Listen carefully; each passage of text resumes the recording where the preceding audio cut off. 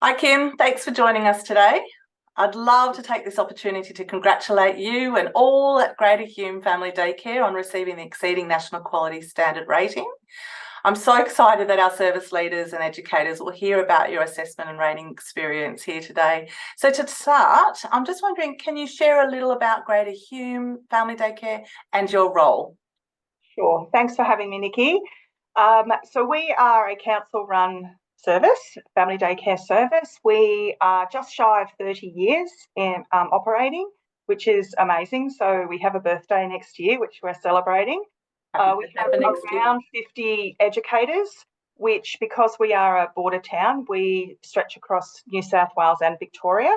So, and our footprint is quite large. So I guess the longest educator or distance that we travel to see one of our educators is around 2.5 hours. So we're spread right across a large footprint, which is challenging but amazing too, because we have such a diverse group of educators. Part of I guess, our portfolio for children's services is we also have 4 long daycare centres that are dotted around our rural areas in our shire. So that while I don't have as much to do with those, I certainly am aware, and we interact quite regularly, which is terrific. A team here. So we have our coordination unit consists of 3 of our practice mentors, and also we have a dedicated administration and family liaison officer and myself. So we work together to support our educators. I'm the service manager. So I guess, I'm nominated supervisor and all the responsibilities that come with that. But I think that the best part of my work here is being able to support our team to be able to support our educators. And that's a terrific opportunity for me. And I really love that part of my job. The other part of my job that I love is being educational leader. So I get to step back into that space, which I love, around programming and supporting our educators, whether it be them upskilling to their diploma or just their program and that individual one-on-one that I can offer them with resources and all sorts of things. So that's pretty much us, I think. That's amazing. Such a large, vast area that you cover. Mm. Would really bring a lot of diversity within each of the services as well. And I noticed that you spoke to the title Practice Mentor. Yes. And Practice Mentor is, would you say, are your coordinators? They are. Yes. Yes, they are. So people would normally know them as support coordinators, but I guess, probably 3 years ago now, really looked and reflected and spent a lot of time looking at that role. It is so diverse and so dynamic and difficult and challenging at times, amazing other times. But we really wanted to align ourselves better with our educators, and this philosophy around being a mentor was really resonated with us, and it's really helped us, I guess, change our approach a little with our visits with our educators, really looking at how we can work beside them rather than over the top of them, and support and encourage and, I guess, be a mentor through modelling and that kind of thing. So the name really suited the role we felt, and we've worked ever since, I guess, that changeover to really ensure that we are fulfilling that philosophy around mentorship and teamwork, and not being that person that comes in over the top of our educators. And it's helped immensely to build relationships and connections, which is ultimately what we would want. I really love that. And what sings out from that is that whole collaborative partnership way of leading and being and walking alongside each other to support each other to reach the outcomes that you want to achieve, which ultimately, as we know, are positive outcomes for children. You went through that whole reflection process to arrive at that decision, which is very much a practice that we all know. I mean, it's not something only for assessment and rating, critical reflection. It's something that's ongoing as part of our continuous improvement cycle. But it is something that is to be articulated through the A&R process and on the day of A&R. So that kind of leads me into my next question. Yes. And what I'd love to do is hop into what your experience for the whole A&R process, what was it like? And feel free to take us from notification or from notice to receiving your rating, wherever you like. Certainly, we'll start at the beginning. Well, there's a lot of preparation that goes in prior to receiving that notification. It's coming up. We were very fortunate. We got our dates from our assessor. She made contact with me. We also were able to know who the educators were that were going to be assessed. So for us, it was 5 educators that would be assessed over a period of 5 days. So through that process, we were able to support those educators and really prepare them even more so than we had already done for all of our educators. So that transparency was really critical for us. We by this stage knew our schedule. She was very transparent with us around what was going to happen each day, who she was going to visit each day, and really, it just settled us a little to know in advance what was going to happen, and it was terrific. The next thing that happened was our assessor organised a Zoom meeting for our educators, which was brilliant. And I would highly recommend, if that opportunity does arise for any service, to take it, because it really allowed our educators really to shift from, that scary person that they don't know and to this normal person that they could now put a face to the name. She was terrific. She really reassured our educators. She went through what she was looking for. She explained what the visit would look like, and she really reinforced that she was looking at ways for us to show how we shine and how to bring the best out in us. And our educators, the feedback since then has been really amazing, because it just eased them into the process a lot more than that whole who's it going to be, what's she going to be like, all of that kind of thing. So that was terrific. The other thing that was really terrific throughout the process as it was happening was that our assessor attended one of our playgroups, our educator playgroups. Amazing. So we were fortunate enough to be able to share with her one of our bush playgroups, which a little bit scary in a sense, because we know that there's risk involved, and yeah, we had real tools and all of that sort of thing. We just did our thing, and she sat in the sunshine and watched us for 2 hours and watched our educators and the beautiful connections that were so evident, and the confidence that our children had in that space. So it really showcased our philosophy, and she could see it there in front of her. So that part of the process was amazing too. And again, if a service feels confident to do that, if it's not offered, maybe ask if that can happen, so that the assessor can really get a feel for your service. So that was really terrific. And I guess, it was a long 5 days, of course. We were all pretty tired by the end of it, but as I said, the schedule and all of that made it so much easier. And we didn't know how we felt we had done okay, but we certainly weren't expecting the exceeding. We were just so floored by it when the announcement came through, and we had to read it 100 times to see that we were actually reading it. Someone else, can you read this? But it was terrific, and just really a great reward for all the effort that we had put in. Yeah, oh, that's wonderful. And as I was listening to you, Hume, there were words jumping out that I feel some of our, or probably all of our service leaders and educators are going to be either madly writing or listening back to this interview. One of them was philosophy. And you mentioned that this is what the authorised officer saw in action during your Bush Kinder playgroup. What an awesome opportunity for that to happen.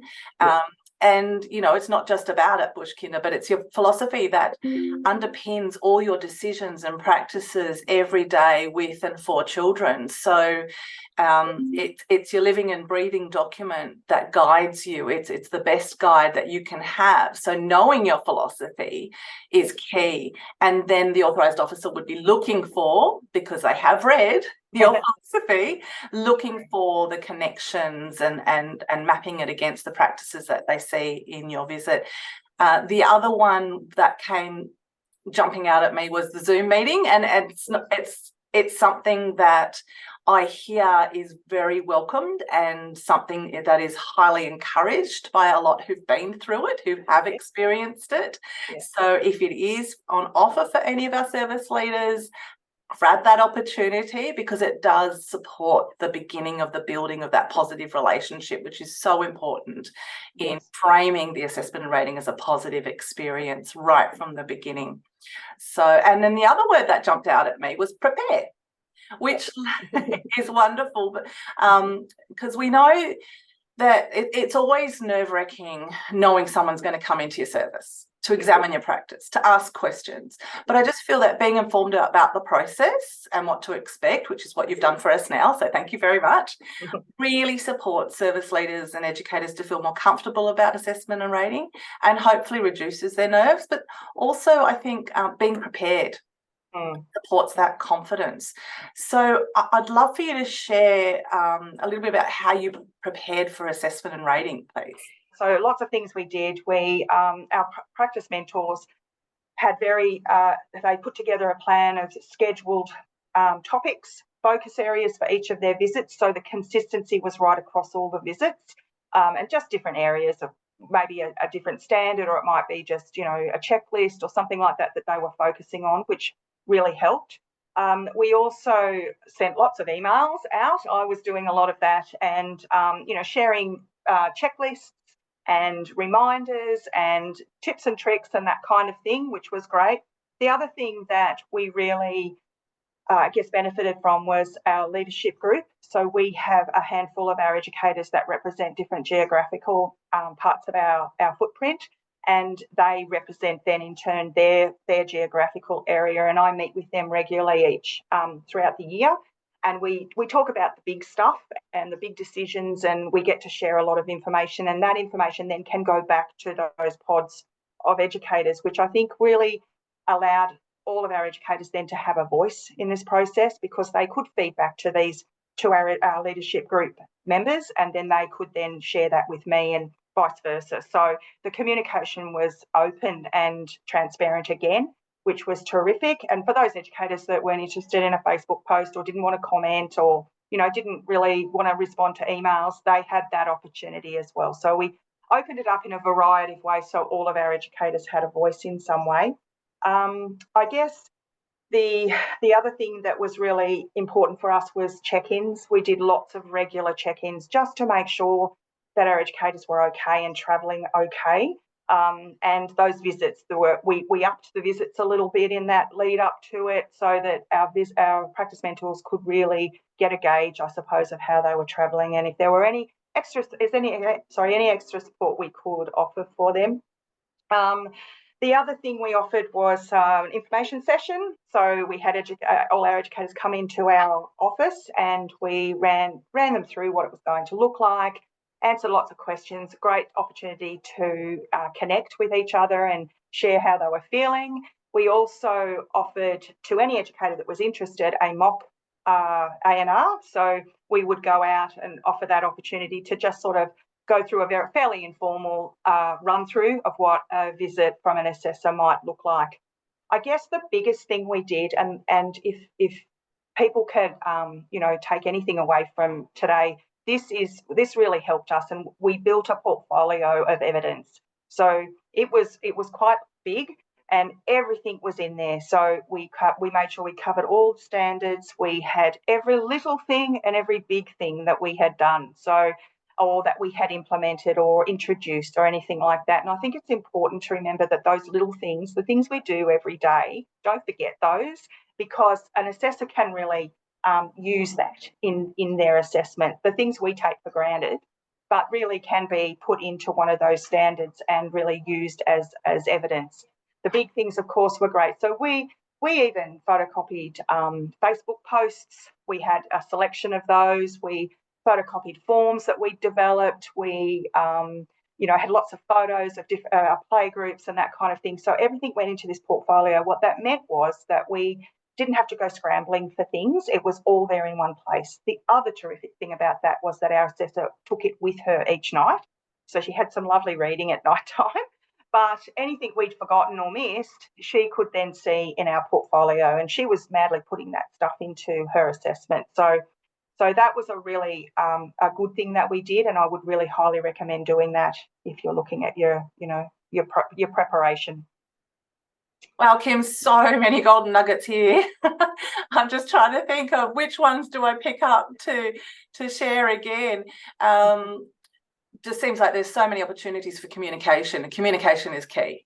Yeah. And communication and practice. So communication through your Facebook group, communication through your leadership group, which is an awesome idea, communication through the coordinator's focus, which is per visit, which is also another awesome idea, because your coordinator or your practice mentors are going in with a very clear idea of what they're focusing on for that visit in preparation for assessment and rating. And we know that it's not just about assessment and rating again, it's about your everyday practice. But when you're called for assessment and rating, that is your focus. So having that all those avenues and channels for communication. Having a prepared folder or portfolio is also another great idea. And some might have them in hard copy. So great bedtime stories for your authorised officer, as you mentioned. And others might have that in soft copy. Yeah, the computer, which is easy to access. It's another way of doing it. So some great top tips there, and just so many opportunities for educators to practice, I guess, recognising the awesome work that they do as well.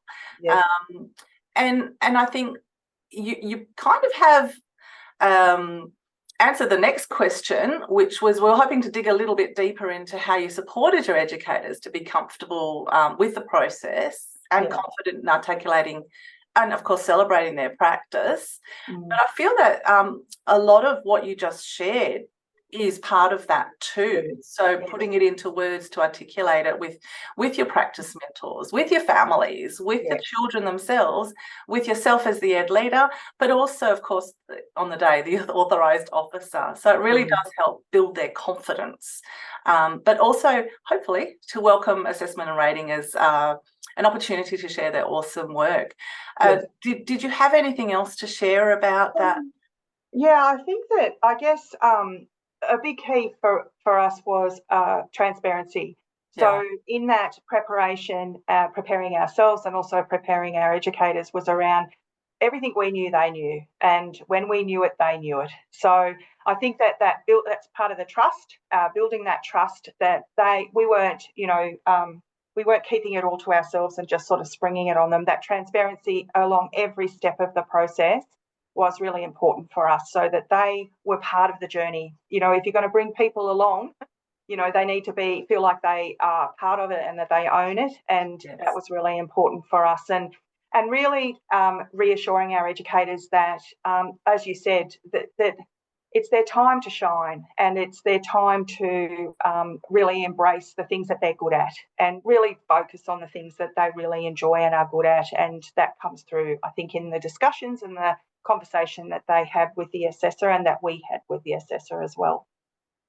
And it sounds to me, I mean, the lens that you carry throughout your service, and it seems to be consistent across the service, is that strength-based approach, seeing the positives in everything that everyone does. And also, I think, being mindful of the fact that, as you mentioned, that there might be some gaps in knowledge or there might be some areas for improvement, but that's all part of the path, and that's to be addressed. And I'm sure that would be, some quick goals, etc., that you may have included. Absolutely. And having transparency across all of that with everyone builds that trust and confidence. So thanks for that. I think that was a great addition to answer that question. And then also, speaking of answering questions, and also articulating practice, I'm sure our service leaders and educators here today would love to hear maybe some examples of the types of questions the authorised officer asked during the visit, and perhaps if you can marry it with some evidence that you provided to support them. Yeah. And I don't know, also maybe thinking around the observe, cite, discuss method. Yeah, well, we talked a lot about, the see, say, show method, or, just thinking about that with our educators, because it sort of just makes sense, and it was so helpful to really break things down. And this is what they want to see, this is what you need to show, and this is what, you need to say. So breaking it down, we had lots of handouts around that we shared with our educators. The types of questions, well, there's lots, but, there's those standard questions around, currency. So you're obviously working with children checks and first aid and asking for medical management plans and those kind of documents, making sure that you've got those on hand and easily accessible. And as you said, they often are, for us, they were soft copies, a lot of those documents. So making sure we could access that quickly when we needed to. So they did ask about those sorts of things. They asked about our educators' emergency evacuation plans. They asked us, what's their process? What do they have their floor plans up on the wall, and what's on those? So we were able to evidence those by showing them what we use and the process around that. All our policies and procedures obviously back a lot of that, which our assessor had already had access to, but we were able to refer to specific policies and procedures that backed what we were, we expecting of our educators and the processes around things. We were asked about our orientation process for our new educators, which was, me sort of talking her through how we onboard and how we recruit and what sort of methods we use and what sort of training we offer our new educators, so that that they can they understand their regulatory requirements and expectations. I was asked specifically about quality area 1, so there was a lot of discussion around the educational leader, right? As the educational leader, exactly. So that was there was big discussions around that. Quite specific. She was clearly working through the dot point. Just making sure she was really interested in how I shared information with our educators, the sort of training that we had offered, and again we had evidence of that. So we had the PowerPoint presentations we'd done in some of our training. We some of our we had written articles for some of our local newsletters, so that included some of the specific training we had offered. So we had that as evidence. And we talked about, I talked about resources and how I met the educators where they're at as far as their programming is concerned. We got asked lots of questions around enrolments, and we showed our enrolment forms and things like that. So pretty much prepared for all of those sorts of questions. I think it's really important to be prepared for quality area 1. Whether it be, the service manager or whoever the educational leader is, needs to be really and have some hard evidence of what they've done with their educators in that space.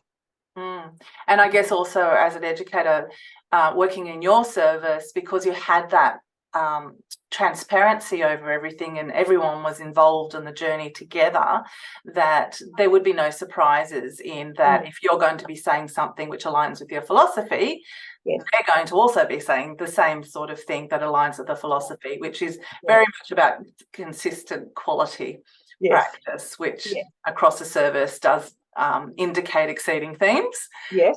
Speaking about exceeding things, congratulations again on receiving the exceeding rating. And as I just mentioned, so to receive this rating, high quality practice does need to be consistent across the service, across the 3 themes. Can you maybe give an example, and that was one already, but can you give another example of how you demonstrated this? So you did mention you were surprised when you received the exam. We were.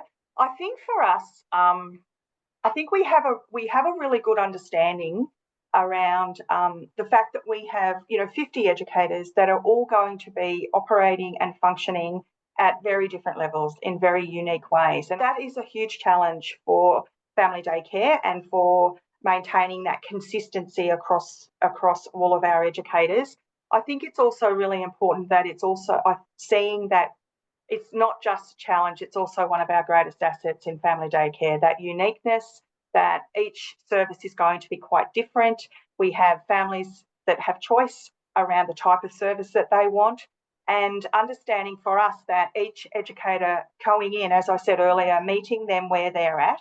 So yes, there'll be some inconsistency. There's going to be inconsistency amongst the skill level and knowledge and qualifications and all of that kind of thing. But the consistency comes from us, where we are delivering the consistent information across the service. We have the consistent expectations, but we're meeting our educators where they're at. But also what I'm hearing is this really beautiful, inclusive way of working with everyone. And I'm sure that would have also come across with your authorised officer. So recognising the diversity that is within each or within your service, and working through that strength-based approach to support them, every educator, for where they're at, and that gentle professional growth invitation that you provide throughout those conversations, and all the amazing strategies that you implemented and shared earlier. So I think I love what you've just said, is that the consistency comes from yourself. So yourself as the nominated supervisor, the educational leader, the manager, but also all your service leaders. Yes. And how the communication between you then cascades to the educators, but it's the same messaging all the time across all of the educators' homes as well. We won't compromise in quality, and certainly meeting the requirements that we need to meet. But within above that benchmark, we sit everywhere, and we embrace that, because that's, for us, that is what makes family daycare so unique and so amazing. Absolutely, and meeting is that high benchmark. Yeah. So to have to receive a meeting rating, that's what you're aiming for, and to have anything above, such as yourselves exceeding, as you said, a surprise and a welcome surprise. But working authentically and working with the passion and the dedication and the commitment that you all have, and together, has supported your service to achieve that. And the second last question is something I like to ask most services that have already been through A&R, and that is, what did you wish you knew before you went through assessment and rating? And I guess this is for yourself, or for any educators or anyone else that you've had conversations with. What did they wish that they knew? Well, the feedback was resoundingly from our educators around, we wish that they had realised it wasn't going to be as scary as they had imagined it was going to be. And I suppose, that's human nature, and it didn't matter what we sort of said, that educators were always going to feel fearful and I guess scared of that unknown. But after going through it, it was sort of like, oh gosh, that wasn't so bad. And I've reached out recently to our educators around that, and that was definitely what they want other educators to know, that it's not as scary as it may seem. And once you sort of get into it, they're there for, the assessors are there for a while. Once you get into it, you're just doing your thing. And the biggest advice that we got from our assessor on that was, in preparation for them for the visit, was to have all of their evidence on their kitchen table. So whack it all there, their program, all their documentation, examples of excursion forms, examples of incident reports, all that they needed, that we had worked with them to know that they need, have it all there. And what that meant was the assessor was just able to sort of file through that. There wasn't all of that questioning that we associate sometimes with assessment and rating. How do you do this? How do you do that? It was all there on the kitchen table, and our assessor in her own time could work through that. And if there was anything missing, then of course there were some questions. But it really, really helped our educators to not feel like there was going to be an inquisition, an interrogation, because it was just all there. And anything that was not there, they could go and find. So that was terrific. And that alleviated, that was that whole, it was not that scary. It was really quite an okay experience. So hopefully everyone listening today will take that message and feel a little bit more comfortable and more welcoming of assessment and rating. No, it's not that scary. If I've shown you before and have everything available on the kitchen table as well. There you go, in a nutshell. In a nutshell. Sadly, Kim, we're coming to our last question, and I say sadly because I think this has been amazing.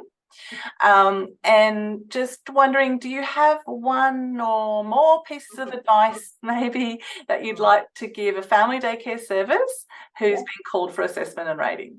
Look, I think that I think you need to shift your focus. The best thing we did was to shift our focus around being worried and anxious and scared to this is an opportunity.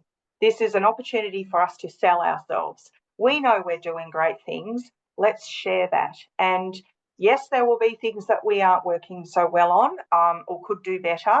A really important thing that we ensured throughout the preparation was that any of those things that we felt, oh gosh, maybe we're not doing so well on, be able to explain that to the assessor. Don't hide it, it's there, but show them what are your plans to move forward and improve.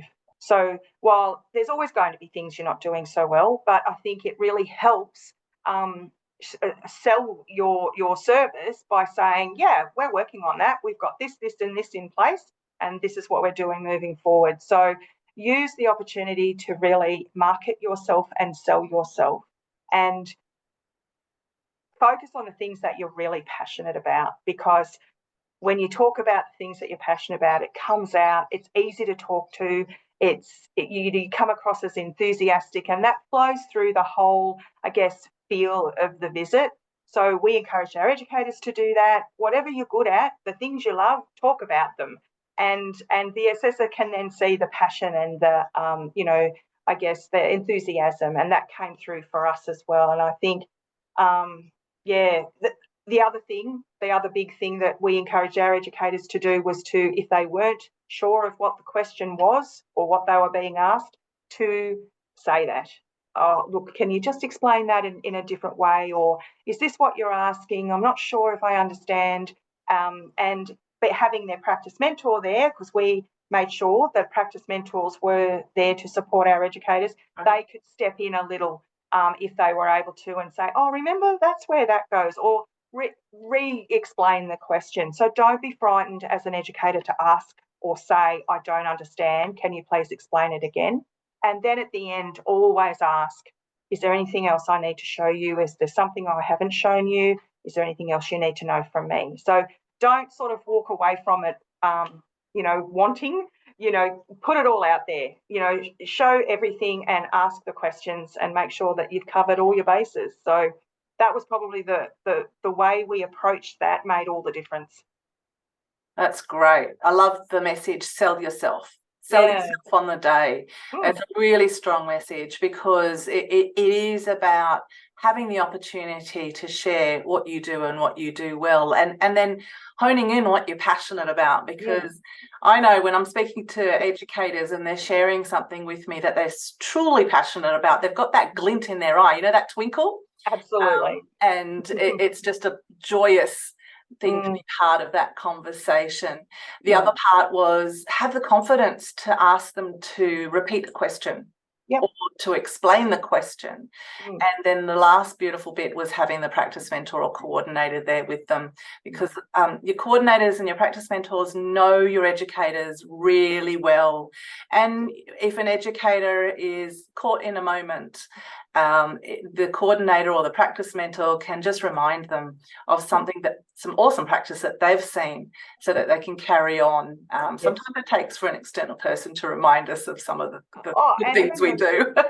And when you're nervous, of course, Absolutely. it's just nice to have that backup. Yeah. And the other good thing about having the practice mentor there is that they already know the children. They've built that connection, so it can be unsettling for children when someone new comes into the environment, and when your assessor comes in, that can be really daunting, and sometimes their behaviour changes. So to have the practice mentor there that had already built those relationships with those educators, with those children, and that connection, it made all the difference. They could sit down and just maybe read a book, or really just keep that calm environment happening.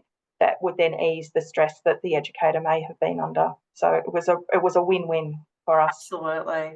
And I think this is a beautiful way to end, because we're ending on the children and the importance of keeping them front and centre of mind. So having your coordinator there who knows the children well can support that ease of a new, different, unknown person as the authorised officer coming into the service, and another opportunity for them to be able to connect with the coordinator if their educator is busy answering questions or providing documents. So that is a wonderful way. And having spoken to authorised officers myself, they appreciate that. They do appreciate knowing that you're thinking of your children. So if they do ask you a question and a child is asking a question at the same time, it would be the child that comes first. Absolutely. All the Absolutely. time. And we would totally encourage that with our educators, that, you know, that is exactly, you are there for those children. They didn't ask for all of this to be going on. They're doing their thing.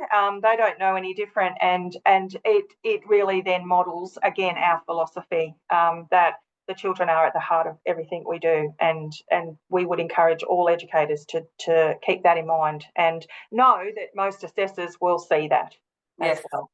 Yeah, and be looking for that too. Yeah. Thanks, Kim. Some great tips. I'm sure everyone listening will agree that you've shared lots of gems and takeaways today. So with that, I just want to thank you for sharing your assessment and rating journey. And the service leaders and educators can take home those golden nuggets, or gems as we say, and tuck them into their assessment and rating toolkit. And then here's an invitation for everyone listening to please share them on. So maybe those who were unable to come today and listen in on Kim's amazing interview, please do continue sharing, because it is about us advocating and supporting the sector as a whole, and supporting everyone to be the best educator or service leader that they can be. And Kim certainly has demonstrated that along with your service, Kim. So thank you. And wishing you all the best for your continuous improvement journey, and looking forward to hearing more. Thank you. Thank you for having me. Pleasure. Thanks, Kim.